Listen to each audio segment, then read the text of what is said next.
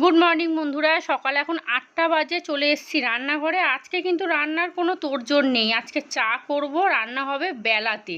চায়ের জন্যই ঘুম থেকে উঠতে হলো, নাহলে আর একটুখানি হয়তো দেরি করে উঠলেও কোনো অসুবিধা হতো না। গতকাল রাত্রিরে দুধ আনা হয়েছিল, মাকে বলেছিলাম আসার সময় দুধ নিয়ে চলে আসবেন।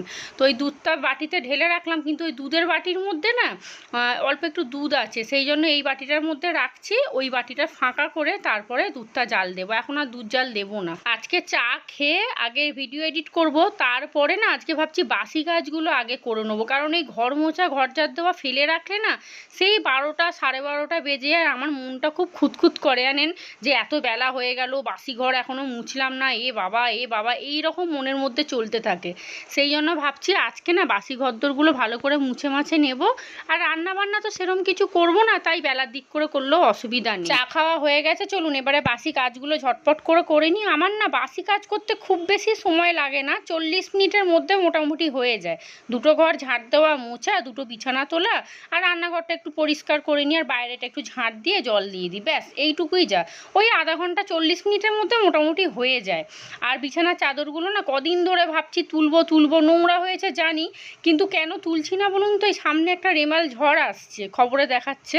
তো ওই ঝড় পর্বটা মিটে যাক, তারপরে ওই ঘরদোর পরিষ্কার করব। কারণ ঝড়ে দেখবেন পরিষ্কার করলেও না প্রচণ্ড ধুলো বালি ঢোকে। আর আমাদের যেহেতু জানলা দরজা একদম কম মানে কি নেই, একটা জানলা আর একটা দরজা, রান্নাঘরে ওই একটা ছোট্ট জানলা। তো সেই কারণে একটু হাওয়া দিলে জানেন তো আমি জানলা দরজাটা খুলে দিই। আমি কেন, তন্ময়ও খুলে দেয়, কারণ ঘরটা না পুরো ঠান্ডা হয়ে যায় একদম। আর আমাদের যেহেতু হাওয়া বাতাস খুব কম ঢোকে, তো দেখবেন ঘরে না একটা গ্যাস গন্ধ থেকেই যায়। যেহেতু আমরা 4টে মানুষ হাঁটাচলা করছি, এই যে বিছানাপত্র এগুলো আছে, এগুলোর তো একটা গ্যাস গন্ধ থাকে। তো জানলা দরজাটা খুলে দিলে কি হয়, ওই বাইরের হাওয়াটা ঢোকে, তো ঘরটা খুব সুন্দর মানে ফ্রেশ লাগে একদম। আর দেখবেন মাঝের মধ্যে এই কাজগুলো করতে না বড্ড একঘেয়ে লাগে, ভালোই লাগে না, মনে হয় দূর আবার সেই বাসন মাজো রান্না করো। কিন্তু করতে তো হবে, কারণ এই ঘরে থাকতে হলে ঘরটা পরিষ্কার রাখতে হবে। নোংরা চাদরে তো শোয়া যাবে না, সেই জন্য ঘরদোর পরিষ্কার, রান্না বান্না, খাওয়া দাওয়া, এটাই জীবন, তাই না? যারা চাকরি বাকরি করে তাদেরও কিন্তু একই রকম জীবন কাটছে। সকাল সকাল উঠে কোনো রকমের নাকে মুখে গুজে অফিসে যেতে হবে, আস্তে আস্তে সেই সন্ধে কি রাত্রির হয়ে যায়, আবার পরের দিন সকালে আবার সেই একই রুটিন। ওরা ভাবে 2টো দিন ছুটি হলে ঘরে থাকতাম, আর আমরা ভাবি কি 2টো দিন ঘর থেকে বেরোতে পারলে ভালো হতো। বাসি ঘর ঝাঁট দেওয়া মোছা সব হয়ে গেছে। কিষান গেছে পড়তে, ও ফুল নিয়ে আসলে তবে আমি পুজো দেবো। আজকে বাসি কাজ তাড়াতাড়ি সেরে নিলাম, সেই 1টা অবধি পড়ে থাকে। উফ, ঘর মুছলে না কেমন একটা পচা গরম লাগে। দুপুরের পর থেকেই শুরু হবে। এখন তো বাইরে খাঁখা রোদ, দুপুরের পর শুরু হবে ঝড় বৃষ্টি। একটু মুড়ি খাচ্ছিলাম, আজকে চা একদম অল্প খেয়েছি, এইটুকু চা খেয়েছি। চলুন একটু বসে টিভি দেখি, তারপরে কিষান আসলে পুজো দেবো। বাসনের ঝুড়িটা ফাঁকা করলাম, বাসনগুলো মেজে তুলে বেসিনটা পরিষ্কার করে নেবো, ঠাকুরের বাসন মাজবো। কিষানকে বলেছি যে ফুল নিয়ে আসবি মনে করে। আবারে প্রোটিন এক্সট্রা না খেয়ে নেব, সকালে একটু মুড়ি জল খেয়েছিলাম, ওই জন্য পেটটা একটু ভার আছে। চলুন দুধটা জাল দিয়ে দিই। তন্ময় কখন খেতে আসবে জানি না, তবে বলে গেছে আসতে নাও পারি। কারণটা হচ্ছে দুপুরে নাকি কাজে বেরোবে, 12টা 12:30 করে বেরিয়ে যাবে।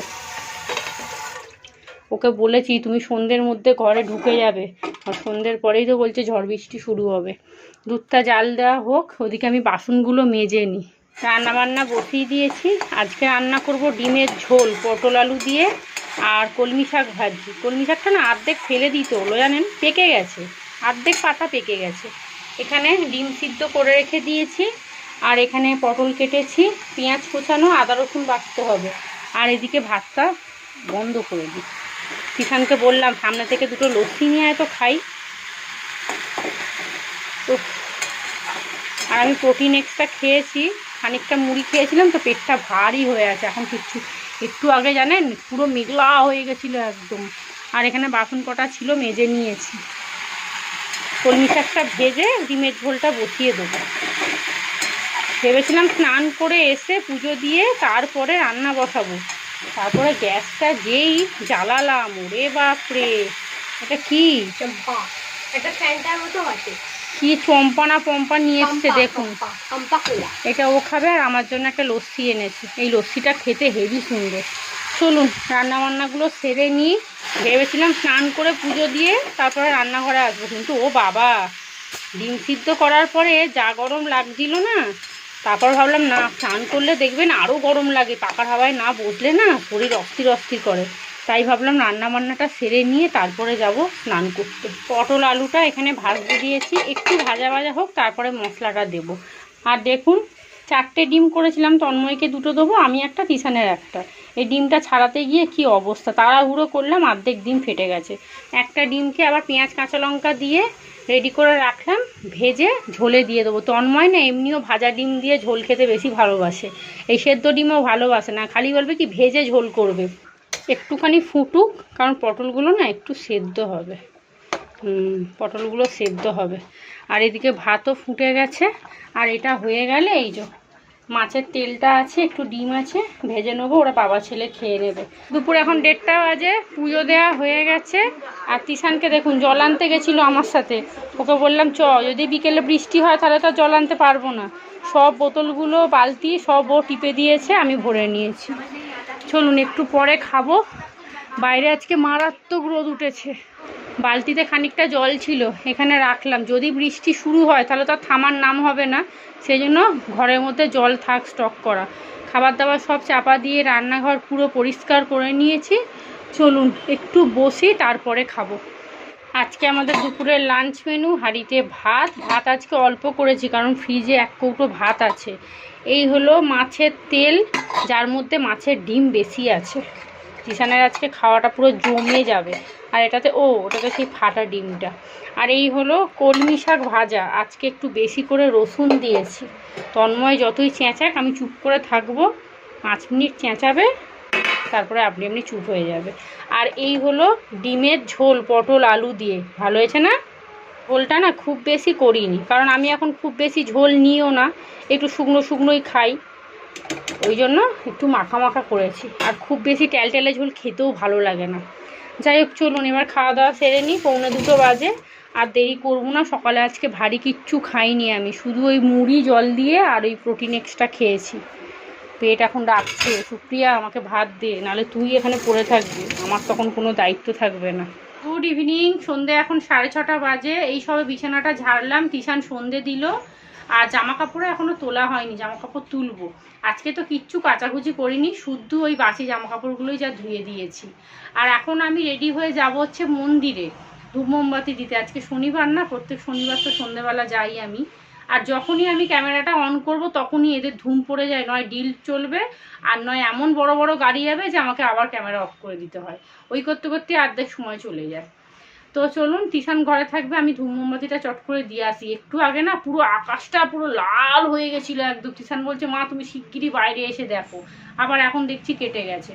এই আমাদের বাড়ির পিছনেই একদম, যাই 1 মিনিট তো লাগবে, গিয়ে একটু ধূপ মোমবাতি দিয়ে আসি। যেহেতু প্রত্যেক শনিবার যাই তো বিকেল হলেই মনে পড়ে যে যাবো মায়ের কাছে। আজকে রাত্রিরে একটু পরোটা করব, কদিন ধরে এক নাগারে রুটি খাওয়া হচ্ছে, তার সাথে কিছু একটা তরকারি করে নেবো, ব্যাস তাহলেই হয়ে যাবে। ইচ্ছা আছে আলুর দমই করে নেবো, এই আলুর দমের মশলা দিয়ে না আলুর দম করলে খেতে খুব ভালো লাগে। আর যতবারই আমি আলুর দম করেছি আমার কপালে এইটুকু জুটেছে, কারণ ওরাই অর্ধেক নিয়ে নেয়, ওরা তিশান আর তন্ময় ভালো হয়েছে ভালো হয়েছে করে আরেকটু দাও ব্যাস, ওরা অর্ধেক নিয়ে নেয়। আর আমি এমনিও এখন তো মানে যাই খাচ্ছি অল্প অল্পই খাচ্ছি, কারণ বেশি খেলে না দেখছি গ্যাস অম্বল হয়ে যাচ্ছে। গতকালকে পুঁই শাক করেছিলাম, রাত্রিবেলা তন্ময়কে দিয়েছি, ও বলছে কি গো তুমি একটুও মুখে দাওনি? আমি বলছি না, আমি দুপুরবেলা 1 ফোঁটাও খাইনি, আমি তো লেবু চটকে নুন দিয়ে ভাত খেয়েছি। তখনও বলছে একটুখানি খাও, কিচ্ছু হবে না, অল্প খাও বলে একটু মাছের মাথা 1 টুকরো আর আলু কয়েকটা ডাঁটা কুমড়ো দিল, অল্প একটু দিয়েছিল, খেয়েছিলাম, দেখলাম না কিছুই হয়নি। বলছে অল্প খেলে কিচ্ছু হবে না, তুমি যদি এখন বাটি বাটি খাও তোমার তো হজম শক্তি কমে গেছে, তা তুমি সহ্য করবে কি করে। তো যাই হোক চলুন। আর আজকে যে কি মারাত্মক গরম লাগছে, দুপুরবেলা শুতে পারছি না, জানেন গা পুরো চ্যাটচ্যাট করছে একদম। একটু ঝড় বৃষ্টি না হলে তো হবেই না। আর দেখুন না, এমন ঝড় বৃষ্টি নামবে লাস্টে আপনাদেরকে বলবো ঘরে আমার জল ঢুকে গেছে, এরকমই হয় দেখবেন। চলুন আর বেশি দেরি করব না, আকাশ দেখে তারপরে বেরোবো। হট করে যদি রাস্তায় দেখি দুমদারাক্কা পড়ছে, ব্যাস তাহলেই তো আমি বিপদে পড়ে যাব। আর মন্দিরে গেলে আমি খুব একটা ফোন নিয়ে যাই না, চা হয়ে গেছে, মন্দির থেকে ঘুরে চলে আসলাম, এক্ষুনি এলাম, এসে আগে চা বসিয়েছি। আর এই যে একটু বাতাসা দিয়েছে আর একটা সন্দেশও দিয়েছিল, তিশানকে অর্ধেক দিলাম, আমি অর্ধেক খেলাম। তন্ময় এখনো আসেনি, 7:30 বাজতে যায়। ও যদি এসে ভাত খায় 8টা 8:30 করে না, তাহলে ও আর কিচ্ছু খাবে না। খানিকক্ষণ বসি, আর ওই যে কয়েকটা জামা কাপড় শুকিয়ে গেছে, ওগুলোকে ভাঁজ করব। খুব গরম লাগছে, দরজাটা খুলে দিই, দাঁড়ান।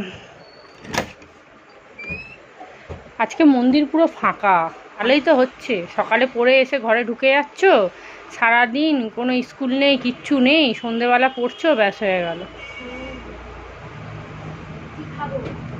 কি খাবি তুই দেখ, জানতে হবে না। আমি একটু মুড়ি নিয়ে এই চাটা খাই, আর একটুখানি বসি, তারপরে দেখি ময়দা বা আটা যেটা হোক মাখা শুরু করব। রাত্রির এখন 8:30 বাজে, ভেবেছিলাম একটু পরোটা করব। তন্ময় একটু আগে এসে ভাত খেয়েছে, ওকে জিজ্ঞেস করলাম তুমি কি রাতে কিছু খাবে? বলছে 2টো রুটি করে রাখো, খাবো, না খাবো, পরের দিন সকালে চা দিয়ে খেয়ে নেবো। ভেবেছিলাম একটু পরোটা করব, তার সাথে আলুর দম করবো জানেন, কিন্তু ও বাবা, ও যখন খাবে না, শুধু শুধু এতগুলো পরোটা করার কোনো মানেই হয় না। আর আজকে দেখুন কয়েকটা রুটি না ফুলছে না, কারণটা হচ্ছে সিলিং ফ্যানটা চালানো আছে জানেন। অন্য সময় যখন আমি রান্না করি না, টেবিল ফ্যানটা চলে। আজকে এত পচা গরম লাগছে যে ওই সিলিং ফ্যানটাকে চালাতে হলো। তন্ময় বলছে তুমি আস্তে করেও অন্তত চালাও, নাহলে গরমে বসতে পারছি না, ঘেমে চান হয়ে যাচ্ছে। আর কাজ থেকে এসে না এইটুকু সময় একটু ফোন টোন ঘাটে, গেম খেলে, ওই আর কি সময়টা কাটায়। আর দেখুন সকাল থেকে আপনাদের বলছি, বিকেল থেকে শুরু হবে, দুপুর থেকে শুরু হবে, ঝড় বৃষ্টি হবে, জল এনে রাখলাম। ও বাবা, আমার মনে হয় এত কিছু করছি বলেই বোধহয় বৃষ্টিটা এখনো নামলো না। তবে যা গরম পড়েছে, জোর একটা ঝড় বৃষ্টি হবেই।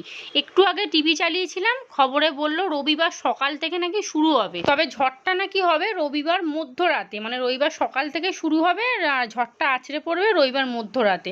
এই 2টো দিন ভগবানকে বলি মানে ভালোভাবে কাটিয়ে দাও, আর যাদের কাঁচা বাড়ি তাদের যে কি অবস্থা কি জানি। যাই হোক চলুন, তবে এই ব্লগটা কিন্তু যাবে রেমাল ঝড়ের পরে, কারণ আমার 2-3টে ব্লগ না অলরেডি জমে গেছে। চলুন, রুটি হয়ে গেছে, আর দেখুন রান্না করতে করতে হঠাৎ দেখছি নুনটা শেষ হয়ে গেছিলো, নুনটা আবার ঢেলে রাখলাম। রান্না করতে করতে দেখবেন মশলাপাতি শেষ হয়ে গেলে না ভীষণ বিরক্ত লাগে, ওই নিচ থেকে বার করো, আবার কাটো, ঢালো, এই করতে করতেই অর্ধেক সময় চলে যায়। যাই হোক চলুন, এবার আলুর দমটা বসিয়ে দিই। আর এখানে দেখুন কত গোটা গরম মশলা, আমার মিক্সিটা ভালো না তো, নাহলে পেস্ট করলে না সুন্দর গরম মশলা তৈরি হয়ে যাবে। আর এখানে আলুর দম করবো, আলুটা সিদ্ধ করে নিয়েছি, একটা টমেটো পেস্ট করেছি, অনেকগুলো বাসন ছিল সেগুলো মাজলাম। যত তাড়াতাড়ি গ্যাস বন্ধ করব তত তাড়াতাড়ি মঙ্গল। এখন বাজে রাত্রি 10:30, খাবার দাবার নিয়ে বসে পড়েছি। এই হলো আলুর দম। আর সকালবেলা 2টো ডিম করেছিলাম তন্ময়ের জন্য, ও খায়নি, একটা দিয়ে দিয়েছে, বলছে তোমরা রাত্রিরে খেয়ে নেবে। এখানে রুটি আর আলুর দম, আলুর দমটা যা সুন্দর খেতে হয় না কি বলবো, বিশেষ করে পরোটা লুচির সাথে হেভি লাগে খেতে। তিশানকে এখানে খেতে দিয়ে দিচ্ছি। চলুন, আর এত গরম লাগছে, কি করে যে আজকে রাত্রিটা কাটাবো এই গরমে ভগবান জানে। তন্ময় তো সমানে বাথরুমে যাচ্ছে আর গায়ে মুখে জল দিয়ে আসছে। আর দেখুন পরশুদিনকে যে রামতলা গেছিলাম, ওর জন্য বালা খুঁজছিলাম, কোথাও বালা পাইনি। লাস্টে মাকে ফোন করলাম, ও কদিন ধরে এত বায়না করছে যে কি বলবো। মাকে আবার ফোন করলাম যে একটা দোকান আমাদের এখানে আছে জানেন তো, যেটাতে সমস্ত কিছু পাওয়া যায়। আমিও জানতাম কিন্তু আমার মাথায় ছিল না। কোথা থেকে যেই বালা পরা শিখেছে, কয়েকটা বাচ্চার হাতে গিয়ে দেখেছে বালা পড়েছে, কোচিনে গিয়ে সেই থেকে শুরু করেছে, মা আমাকেও তুমি বালা কিনে দাও। আর আমার মেজদা ছোটদা ওরাও না হাতে একটা করে বালা পরে থাকে, ছোটোবেলা থেকেই মা ওদের পরিয়েছিল। ওইগুলো দেখেছে, বাড়িতে গিয়ে বলছে কেন মেজো মামাও তো বালা পরে আছে, আমি দেখলাম। যাই হোক চলুন, ওর শখটা মিটে গেছে, মানে শান্তি, ঘরে টিকতে দিচ্ছিল না বালা বালা করে। চলুন, ব্লগটাও এখানেই শেষ করছি। আপনারা সবাই ভালো থাকবেন, সুস্থ থাকবেন, সাবধানে থাকবেন। আমার চ্যানেলটা প্লিজ সাবস্ক্রাইব করে দেবেন। আজকের মতো সবাইকে টাটা।